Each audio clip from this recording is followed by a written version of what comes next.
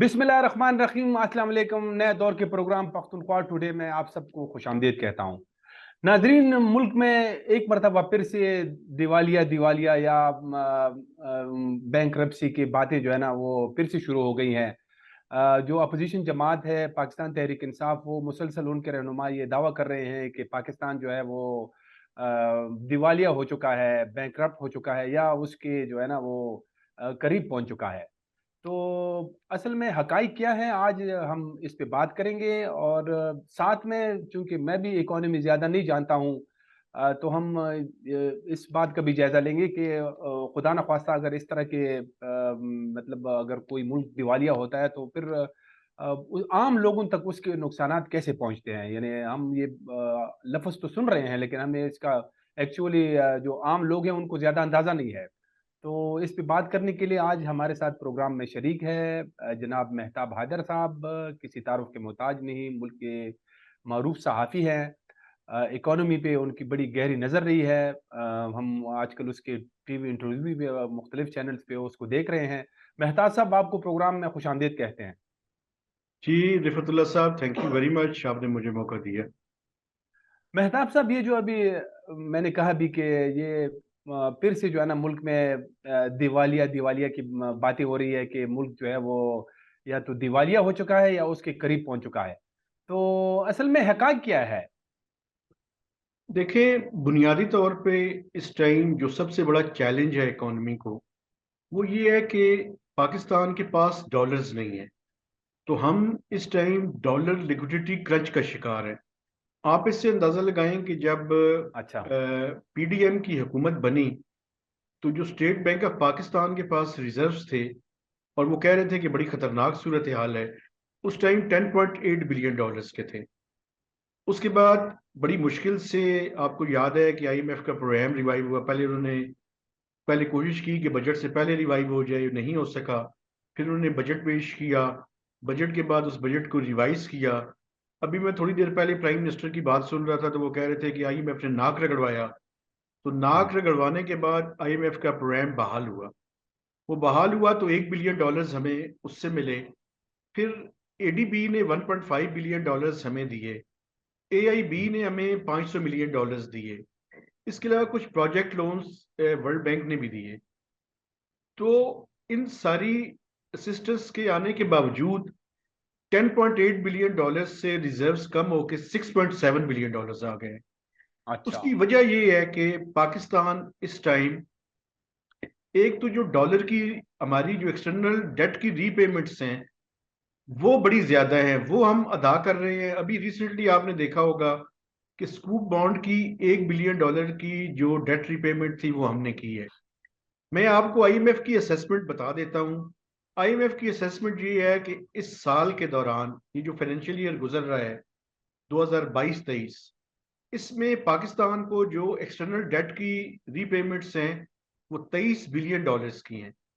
और जो current account deficit है वो एक्सपेक्टेड है कि 10 से 12 बिलियन डॉलर्स के दरमियान होगा। तो यानी मिनिमम पाकिस्तान को 33 बिलियन डॉलर्स चाहिए इस साल के अच्छा। दौरान। हम्म। इतनी बड़ी रिक्वायरमेंट है। और अभी तक जो 4 महीने हैं उसमें कुछ 4 बिलियन डॉलर्स के लगभग हमारे जो मल्टीलैटरल या बायलैटरल से हमारा डेट आया है। तो बुनियादी तौर पे हमारी रीपेमेंट्स हैवी हैं, हमारी रिक्वायरमेंट्स ज़्यादा है। और हमने चूंकि रीपेमेंट्स करनी है, उस पर पाकिस्तान उस पर डिफॉल्ट नहीं कर सकता और उम्मीद है कि आइंदा भी नहीं करेगा। लेकिन मसला ये है कि उन रीपेमेंट्स की वजह से हमारे रिजर्व्स तेजी से गिर रहे हैं। और अच्छा। वो जो रिस्क डिफॉल्ट परसेप्शन है जी जी। उसमें इजाफा हो रहा है। और ये इजाफा इस वजह से भी हो रहा है। आप इस टाइम ये भी देखें कि इस टाइम पाकिस्तान जो है वो इंपोर्ट्स कम अज कम 15 से 20% इंपोर्ट्स रोकी हुई हैं हमने, क्योंकि हमारे पास ठीक। डॉलर्स नहीं है। डॉलर तो नहीं अगर है। वो अच्छा। भी खोल दी जाए तो आपकी डॉलर की रिक्वायरमेंट में ज्यादा तेजी के साथ इजाफा होगा। तो इन सारी वजूहत की वजह से, वजह ये है कि ये परसेप्शन है, और ये परसेप्शन ठीक भी है कि हम अगर डिफॉल्ट नहीं कर रहे तो हम डिफॉल्ट की तरफ बढ़ जरूर रहे हैं। अब अच्छा। इस अब इसका हल क्या है? इसका हल ये है कि हमें आईएमएफ के प्रोग्राम की जरूरत है, या अच्छा हमें फ्रेंडली कंट्रीज से एक ब्रीदिंग स्पेस की जरूरत है। लेकिन मैं आपको बताऊं, वो ब्रीदिंग स्पेस 2-3 महीनों से ज्यादा हमारे काम नहीं आएगा। अच्छा अल्टीमेटली हमें आईएमएफ के प्रोग्राम में वापस जाना पड़ेगा। अच्छा। तो जब अगर हमने आईएमएफ की आपकी बात मतलब मैं मान लेता हूँ कि अगर हम उस प्रोग्राम में जाते हैं तो फिर वो उनकी शराइत जो है ना फिर से मजीद कंडीशंस आएगी तो उससे फिर मजीद महंगाई बढ़ेगी, मजीद मुश्किलात बढ़ेंगी। देखिए, बिल्कुल आप ठीक कह रहे हैं, और ये बिल्कुल सही है कि आईएमएफ के प्रोग्राम में वापस जाएंगे तो हमें बिजली की कीमत, गैस की कीमत, पेट्रोल की कीमत, आलमी मार्केट में शायद पेट्रोल की कीमत कम हो रही है, लेकिन हमें लेवी लगाकर शायद वो या तो पूरी तरह से पास ऑन नहीं करनी पड़ेगी, या थोड़ी सी शायद बढ़ानी भी पड़े। तो ये मुश्किलात तो होंगी। उसकी अच्छा वजह ये है कि हम इस काबिल नहीं हैं कि हम एक्सपोर्ट्स के, आप देखें कि एक ऐसे वक्त में जब मैं डॉलर लिक्विडिटी क्रंच का शिकार मैं कह रहा हूं, तो दूसरी तरफ हमारी जो डॉलर्स कमाने की सलाहियत है वो भी कम हो रही है। हमारी एक्सपोर्ट्स 2 से 3% गिरी हैं। हमारी रिमिटेंसेज जो है वो 9 to 10% जो है उनमें कमी आई है। तो वो जो नॉन डेट क्रिएटिंग इनफ्लोज है वो भी हम बेहतर नहीं कर पा रहे। तो जब वो बेहतर नहीं कर पा रहे तो फिर ये डिफिकल्ट और टफ डिसीजन तो लेने पड़ेंगे। अच्छा। तो ये मेहताब साहब ये जो अभी हालात, खैर हमारी इकोनॉमी तो मतलब कभी भी इतनी अच्छी नहीं रही है, मतलब पिछले अगर हम 10-15 सालों में देखें तो यही जो है ना जैसे हम किस्तों पे चल रहे हैं, बस वो उधर से किस्त मिल गई कुछ मामूली सा जो है ना एक इस्तेकाम आया, फिर कि एक और जगह से आई, तो इस तरह ये चल रहा है ना सारा, मतलब एडहॉकिज्म पे जो है ना वो हमारी इकोनॉमी चल रही है। तो ये जो अचानक इसमें से ऐसे हालात पैदा हो गए हैं कि अब हम जैसे डिफॉल्ट की तरफ चल रहे हैं, ये किस तरह हुआ? ये इमरान खान साहब की दौर में हुआ या अब ये इस दौर में मतलब इस दौर, ये तो अभी 4-5-6 महीने हुए हैं शहबाज शरीफ साहब की, तो ये देखिए देखिए रिफत भाई, बुनियादी तौर पे प्रॉब्लम ये है कि 2016 में जब आईएमएफ का प्रोग्राम पाकिस्तान ने खत्म किया था, तो जी उस जी टाइम पाकिस्तान के foreign currency reserves, state bank of Pakistan और जो कमर्शियल बैंक्स हैं, उनको मिला के 24 बिलियन डॉलर्स के थे। इस मुल्क अच्छा में पनामा आया। पनामा के बाद एक पूरे के पूरे डेमोक्रेटिक सिस्टम को डिस्टेबलाइज किया एस्टेब्लिशमेंट ने। जी उसके बाद इमरान खान साहब को लाया गया। इमरान साहब खान साहब की हुकूमत इंतहाई नाअहल हुकूमत साबित हुई। सबसे पहले तो उन्होंने आईएमएफ के प्रोग्राम में जाने को डिले किया। जी और अगर मैं देखें, हम तो फैक्ट्स एंड फिगर्स के ऊपर बात करते हैं। बिल्कुल जब बिल्कुल जब इमरान खान साहब की हुकूमत आई, तो पाकिस्तान का टोटल जो डेट और लाइबिलिटीज थी वो कोई तकरीबन 29.8 ट्रिलियन थी। जब इमरान खान साहब की हुकूमत खत्म हुई तकरीबन 36 या 38 माह के बाद, तो उसमें तकरीबन डबल वो हो गया, 52 जी ट्रिलियन तक जो है उन्होंने पहुंचा दिया। पाकिस्तान की हिस्ट्री में सबसे ज्यादा उन्होंने जो पब्लिक डेट और लाइबिलिटीज थी उनके अंदर इजाफा किया। अच्छा वो कहते थे कि मैं अपना एफबीआर का रेवेन्यू जो है वो डबल कर दूंगा। पाकिस्तान की हिस्ट्री के 2 साल उनके वह 2 साल हैं जिसके दौरान एफबीआर का जो टैक्स है उसमें कोई इजाफा नहीं हुआ, जीरो ग्रोथ थी। हम्म पहले साल जीरो ग्रोथ, दूसरे साल कोविड, में मानता हूं कोविड आ गया तो जीरो ग्रोथ, लेकिन आखिरी साल में उनके टैक्स में इजाफा हुआ। और वो इजाफा जो है वो बुनियादी तौर पे इकोनॉमिक ग्रोथ हुई, चीजें बेहतर हुई। लेकिन आखिर में उन्होंने जो ज्यादती की वो ये की कि जाते जाते उन्होंने अपनी पॉलिटिक्स को तरजीह दी, और हम्म पेट्रोल और डीजल की कीमतों को उन्होंने एक जगह पे मुंजमद कर दिया, बल्कि कमी कर दी। उसकी हम्म वजह से आईएमएफ नाराज हो गया। तो बुनियादी तौर पे इकोनॉमी 2016 से पहले, ये नहीं मैं कहता कि दूध और शहद की नहरें बह रही थी, हम्म लेकिन आज के मुकाबले में फंडामेंटल्स बहुत बेहतर थे।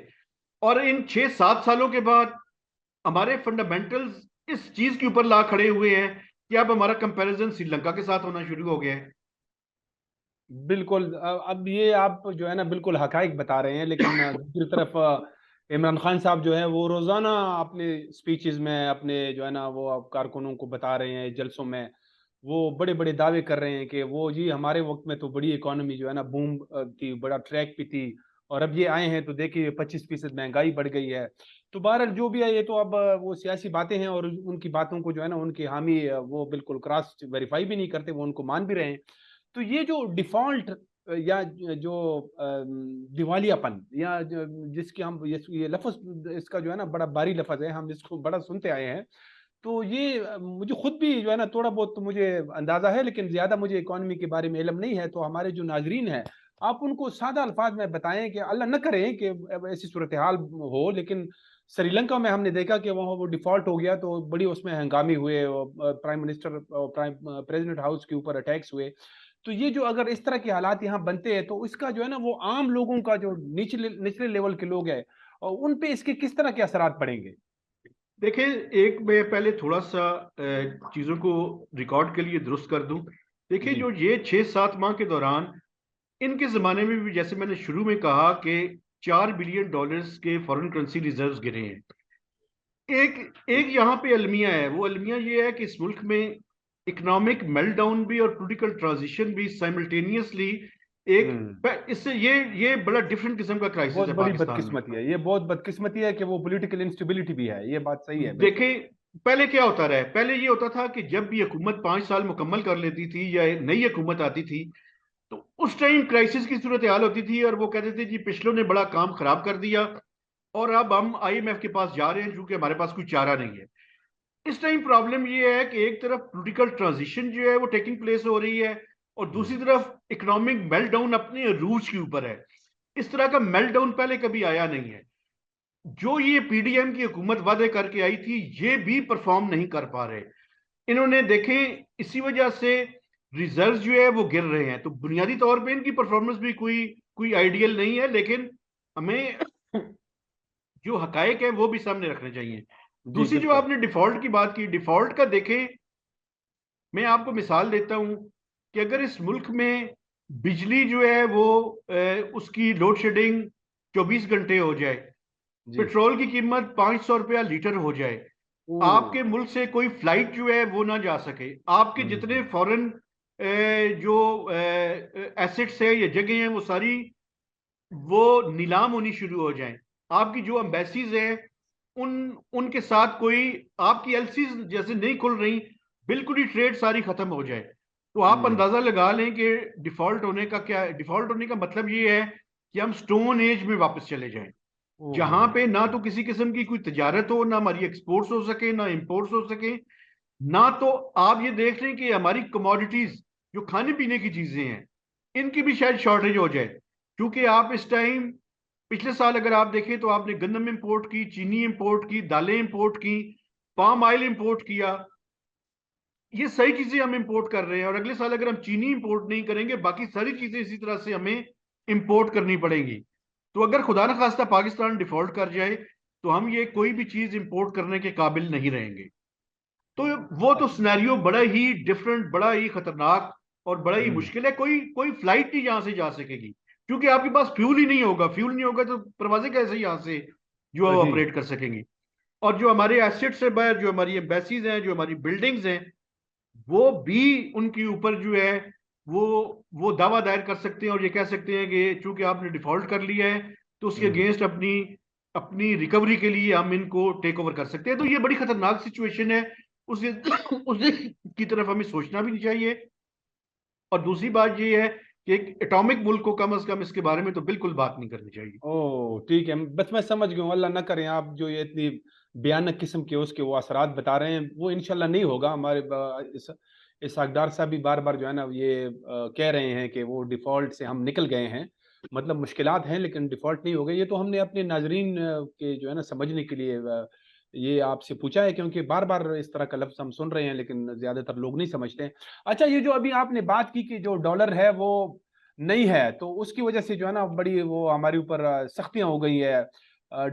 कल यहाँ पे पेशावर के अंदर भी जो है ना जो करेंसी मार्केट्स है वो प्लाजे वगैरह वो सील भी किए गए हैं, वो छापे मारे गए हैं। तो ये डॉलर जो है ना असल में ये कहाँ गया, ये जमीन कहाँ गया या आसमान कहाँ गया?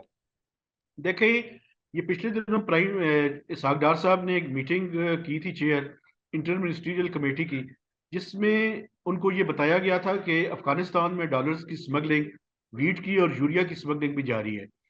तो उसी में ये फैसला हुआ, जिसमें इंटेलिजेंस एजेंसीज के लोग भी थे, तो उनसे उसी में ये फैसला हुआ कि उनके खिलाफ क्रैकडाउन जो है वो किया जाएगा। तो ठीक। उसी के तनाजर में जो इंफॉर्मेशन थी उसको गैदर करके अब वो लोग जो सस्पेक्ट हैं, या जिन लोगों का मुबैना तौर पे ये है कि वो इस तरह की चीजों के अंदर इन्वॉल्व हैं, क्योंकि मैं क्वांटिफाई तो नहीं कर सकता, लेकिन मैं ये कह सकता हूं कि डॉलर्स की स्मगलिंग जो है वो जारी है बॉर्डरिंग एरियाज के थ्रू, अफगानिस्तान में भी और बाकी जगहों पे भी। तो इस वजह से ये एक्शंस जो है वो हो रहे हैं। देखिए, बुनियादी तौर पे डॉलर्स इसलिए खत्म हो गए हैं भाईजान, हमारी इंपोर्ट्स की रिक्वायर, आप ये देखिए ना, फ्यूल जो है, हम जी पेट्रोल जी। और फर्नेस ऑयल, पेट्रोल का बिल जो है वो $23 बिलियन का है। तो हमारी पेट्रोल की और जो अच्छा। फर्नेस ऑयल की और एलएनजी की रिक्वायरमेंट्स हैं वो इतनी ज्यादा हैं कि मेरे ख्याल में 27 से 30 बिलियन डॉलर्स तो सिर्फ इसी की इंपोर्ट्स पे लगेंगे। तो ये चीजें जो है, हमें जरूरत इस चीज की है कि हम कंजर्वेशन की तरफ जाएं, हम बिजली का इस्तेमाल कम करें, हम गाड़ी जो है वो हम्म। कूलिंग सिस्टम पे जाएं, ताकि अभी आपने देखा है ना पाकिस्तान में हम सारे ट्रेवल कर रहे होते हैं, एक गाड़ी में एक बंदा बैठा होता है। जी तो कम बिल्कुल। से कम जो गाड़ी में अगर एक बंदा बैठ के ट्रेवल कर रहा है तो उस पर ज्यादा जो है वो होनी चाहिए, टैक्स उस पर ज्यादा होना चाहिए।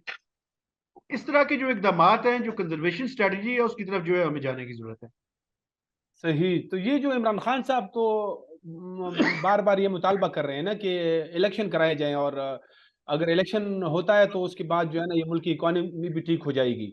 लेकिन मेहताब साहब, आप जो बता रहे हैं उससे तो हमें लगता है कि जो आने वाले 2 3 4 सालों में भी जो है ना ये जो इकोनॉमी की सूरत हाल है ये तो कोई ठीक होने का हमें कुछ अंदाजा नहीं लग रहा है।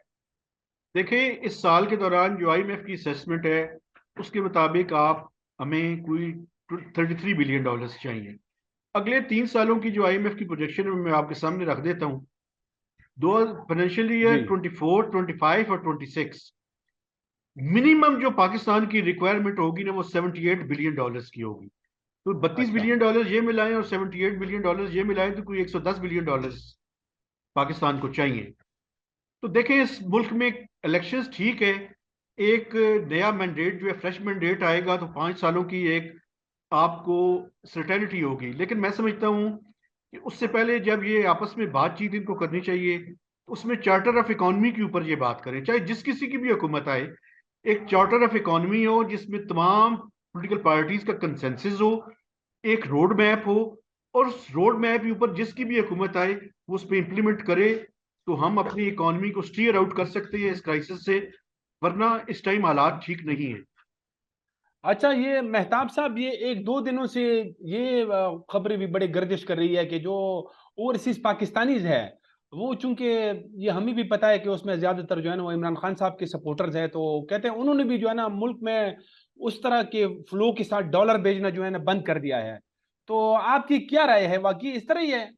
देखें, इसमें ये वजह नहीं है, बुनियादी तौर पे हमारा जो ओपन मार्केट और ऑफिशियल रेट है उसके दरमियान फर्क बढ़ रहा है। जी जी उनके जी। लिए इंसेंटिव्स है कि वो हुंडी और हवाला के जरिए भिजवाएं। अभी कोई हम्म। 10 रुपए के लगभग फर्क है। ये बिल्कुल। फर्क अगर ज्यादा होगा तो लोग ज्यादा हुंडी और हवाला के जरिए भिजवाएंगे। मैं और दूसरी एक और भी वजह है, हमें ये भी देखना चाहिए कि ग्लोबल इकोनॉमी जो है वो दो तरह की प्रॉब्लम्स है वहां पे हो रही हैं। एक तो वहां पे इन्फ्लेशन जो है वो बढ़ रही है, और दूसरा रिसेशन का शिकार है। तो अगर एक जगह पे कोई भी पाकिस्तानी या कोई भी बंदा, उसके अपने अखराजात पूरे नहीं हो रहे तो उसके पास सेविंग्स कम होंगी तो वो कम पैसे भिजवाएगा। दूसरा, अगर डॉलर का यहाँ पे दो रेट्स होंगे तो वो उस जगह पे भिजवाएगा जहां पे उसको फायदा ज्यादा होगा। तो एक तो हमें जो रियल एक्सचेंज रेट है उसके करीब जाने की कोशिश करनी चाहिए, दो रेट्स हम्म। नहीं होने चाहिए, जिनके दरमियान फर्क कम होना चाहिए। और दूसरा ये है कि हमें रियलिस्टिक रेमिटेंसेस के टारगेट्स के बारे में भी बात करनी चाहिए। उसकी वजह ये है कि वहां पे इन्फ्लेशन जो है वो ज्यादा है और वहां पे भी स्लो डाउन ऑफ इकोनॉमी का इशू है, जिसकी वजह से लोगों के पास सेविंग्स कम है और जिस वजह से वो पैसे कम भिजवाएंगे। अच्छा।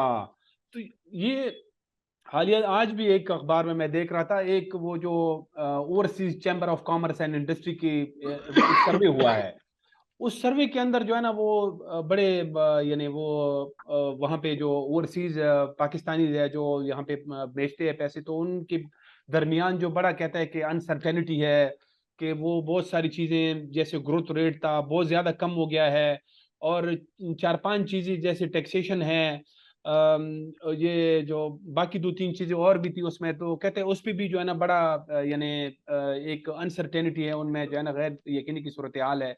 तो वाकई जो है ना ये जो ओवरसीज एक बहुत बड़ा एक चंक जो है ना उधर से हमें आता है, तो उनमें वाकई इस तरह के है मसाइल उनको, यानी वो अदम यानी अनसर्टेनिटी उनमें बढ़ गई है। देखें, आप जो हवाला दे रहे हैं वो ओवरसीज चैम्बर्स जो है वो जी जी। बेसिकली उन 200 मल्टीनेशनल कंपनीज के ऊपर मुश्तमिल है जिन्होंने पाकिस्तान के अंदर इन्वेस्टमेंट की हुई है। तो सही। बेसिकली वो देखे ना, जब पाकिस्तान में कॉस्ट ऑफ डूइंग बिजनेस बढ़ रही हो, इन्फ्लेशन जो है वो 25 से 26% हो, और एवरेज इन्फ्लेशन 23 से 25% के दरमियान जो है वो तखमीना हो, तो देखें लोगों की जब कुव्वत खरीद कम हो रही है तो उनकी चीजें भी कम बिकेंगी, और ऊपर से टैक्सेशन का जो है वो उनके ऊपर बर्डन है। और हम्म। साथ में ये भी देखें कि इकोनॉमिक ग्रोथ के जो प्रोजेक्शंस थी, इस साल के शुरू में 5% की ग्रोथ जो है वो उसका तखमीना लगाया गया था। अभी जो रिवाइज एस्टिमेट्स है फ्लड्स के बाद वो कोई 2% है। और आप ये देखेंगे जो एग्रीकल्चर ग्रोथ है जो कि जी बेसिकली लेबर इंटेंसिव होती है, उस ग्रोथ के बारे में ये कहा जा रहा है कि शायद जीरो होगी या नेगेटिव होगी।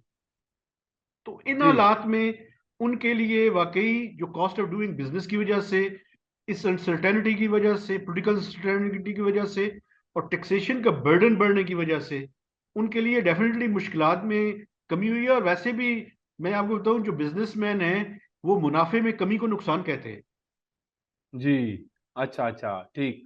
अच्छा, बस ये आखिरी सवाल है, आपका शुक्रिया कि आपने हमें वक़्त दिया। ये जो मौजूदा हुकूमत है शहबाज़ शरीफ की, तो ये अगरचे इमरान खान साहब की जो इकोनॉमिक पॉलिसीज़ थी उनकी हम भी बड़े नाक़िद रहे हैं। हम लेकिन ये जो हुकूमत आई है, अब ठीक है कि इनका ज़्यादा अरसा नहीं हुआ है, लेकिन ये भी उस तरह की कोई बड़ी जो है ना ऐसे कोई ब्रेक थ्रू नहीं कर पाई है। देखिए, उसकी बुनियादी वजह ये है कि एक पॉलिटिकल ट्रांजिशन का बिल्कुल एंड है। तो अच्छा। बेसिकली एक तरफ तो इन्होंने जो टफ डिसीजंस है वो करने हैं, दूसरी तरफ एक साथ ही कोशिश करनी है कि जो अपने कंस्टिट्यूएंट्स हैं उनको खुश करें। तो ये तो बेसिकली स्ट्राइकिंग बैलेंस की कोशिश कर रहे हैं, लेकिन अभी तक कामयाब नहीं हुए। हुँ। बुनियादी तौर पे इनके अभी जो कोशिश है वो ये है कि आईएमएफ का प्रोग्राम रिवाइव किया जाए, लेकिन अभी आपको पता है कि वहां पे क्रिसमस और न्यू ईयर की छुट्टियां जो है वो इस वीक के बाद शुरू हो जाएंगी। जी। तो फिर आईएमएफ का प्रोग्राम तो जनवरी में जो है वो बात चली जाएगी। तो इस दौरान कोशिश ये है कि जो फ्रेंडली कंट्रीज है और खासकर सऊदी अरब से रिक्वेस्ट की हुई है इन्होंने कि उनसे $3 बिलियन के डिपॉजिट्स, और इसके अलावा डेफर्ड पेमेंट पे ऑयल और यूरिया की इंपोर्ट जो है उसके लिए कोई $1.2 बिलियन की रिक्वेस्ट की है। तो अब देखना ये है कि इस अरसे के दौरान अगर ये मटेरियलाइज हो जाता है तो इससे इनको एक ब्रीदिंग स्पेस मिलेगा, और एक स्ट्रेंथ के साथ ये आईएमएफ के साथ एक बेहतर प्रोग्राम निगोशिएट करने की कोशिश करेंगे। तो ये बेसिकली स्ट्रैटेजी अब देखना ये है कि किस हद तक कामयाब होती है। जनाब मेहताब हैदर साहब, आपका बहुत-बहुत शुक्रिया। आपने हमें वक़्त दिया। नाज़रीन, इसके साथ ही प्रोग्राम का वक़्त ख़त्म हो जाता है। इजाज़त दीजिए। खुदा हाफ़िज़।